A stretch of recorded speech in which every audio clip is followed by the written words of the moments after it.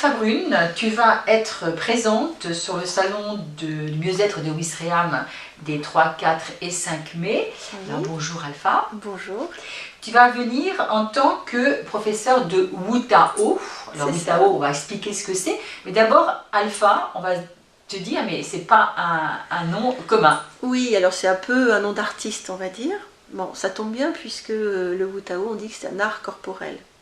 Effectivement, j'ai d'une part un métier avec mon nom officiel, et surtout le Wu Tao a été pour moi une renaissance dans mes pratiques corporelles, une renaissance dans un élan de vie.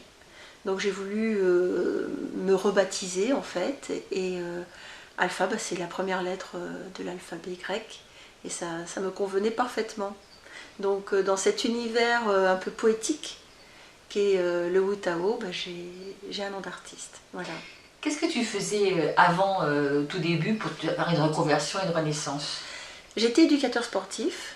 Je travaillais aussi bien en fitness pour les adultes qu'en découverte pour les enfants, voire en maison de retraite, etc. Et à un moment donné, je me suis plus sentie en adéquation avec ce qu'on me demandait.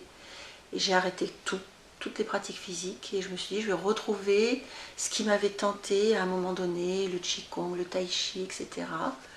J'ai un peu tout testé et je suis arrivée un jour au centre Tao à Paris, et là j'ai découvert le Wu Tao, et une fois qu'on l'a découvert, je le dis, c'est mieux que tout. Donc maintenant je pratique le Wu Tao. Wu Tao, ça a une explication, ça vient de quelque part, c'est une philosophie, c'est quoi exactement le Wu Tao? Alors le Wu Tao, c'est une création contemporaine, c'est un art corporel contemporain. On a la chance d'avoir les concepteurs encore vivants, Paul Charois, Immanuel Ruslar, et c'est un métissage en fait. Ce sont deux personnes, un couple amoureux, homme-femme, et donc le métissage, ils ont enfanté quelque chose qui est unique en soi, mais qui reconnaît leurs origines, des arts énergétiques orientaux, mais aussi des arts énergétiques occidentaux, comme le travail rechtien.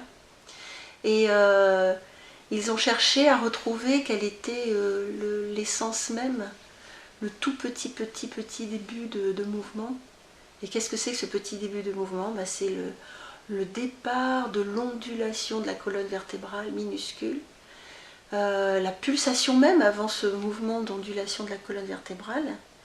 Et à partir de là, de cette prise de conscience de quelque chose qui existe, mais que notre civilisation occidentale a un peu étouffé, parce qu'on doit bien se tenir, on doit bien être très raide, etc., rentrer le ventre, serrer les fesses éventuellement. Là, on restaure l'ondulation de la colonne vertébrale. Ça, c'est l'essentiel. Une belle ondulation, et de cette ondulation-là se déploie le geste. Mais le geste n'est qu'une conséquence de cette floraison intérieure. Et le geste devient graphique, spiralé, très élégant, parce que comme il vient de l'intérieur, il a une beauté qui est une beauté interne. C'est très lent, j'imagine, comme pratique. Alors, c'est une pratique qui peut être dans une extrême lenteur, pour l'intégrer, pour vraiment le vivre de l'intérieur, mais il y a des moments actifs, dynamiques, où on engage le souffle, le chant du souffle. On dit même le souffle alchimique, parce que ça travaille. Et oui, on peut finir en sueur de certaines petites phases de Wu Tao, mais sans problème. Quels sont les bienfaits que l'on retire du Wu Tao? Alors déjà, le Wu Tao, il ne faut pas attendre quelque chose, c'est-à-dire qu'il n'y a pas une exigence de résultat. Chacun pratique à son niveau, à sa façon, quel que soit l'âge, quel que soit le niveau de capacité corporelle. Et donc, on n'attend pas de jouer sur un geste parfait ou un résultat thérapeutique, encore moins. Ça se fait, c'est-à-dire qu'on fait du Wu Tao et au final, on se sent bien, et au final, on trouve que intérieurement que notre geste est beau, parce qu'on s'en sent bien dedans, et au final on se rend compte qu'intérieurement on va mieux. On parle de pleine conscience, de reprendre conscience du mouvement, donc c'est se retrouver peut-être aussi soi-même, c'est pas, comme tu dis, pas de thérapie, non, mais c'est se retrouver et être en harmonie avec soi-même, c'est finalement ça. ça. Voilà, l'objectif n'est pas thérapeutique, mais ça se fait. C'est-à-dire qu'au final, on se sent de mieux en mieux. Et peut-être que le fait qu'on est reconnecté avec soi-même nous permet d'être plus objectifs dans nos choix de vie et donc d'aller vers ce qui nous fait du bien, donc de mieux en mieux. C'est une philosophie, on dit la philosophie du Tao. Le Wu Tao, on n'a pas dit ce que ça voulait dire. Non, c'est ça, exactement. On va oui. Donc ce sont deux idéogrammes. Wu qui veut dire deux choses, soit l'éveil, soit la danse. Et le Tao, c'est le chemin.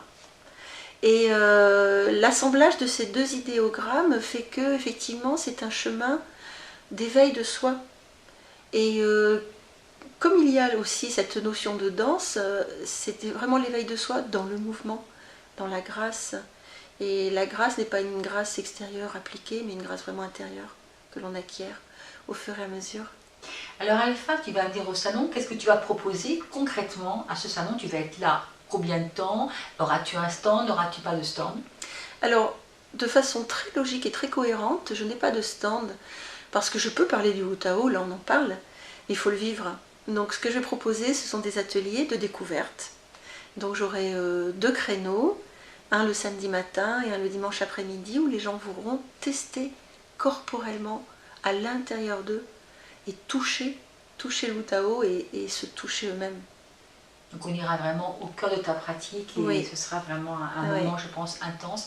Je te remercie beaucoup pour cet entretien et puis on te retrouve rapidement, puisque la date va approcher, au mois de mai, pour pratiquer, découvrir ce qu'est le Wu Tao. Avec grand plaisir. Merci beaucoup Alpha. Merci.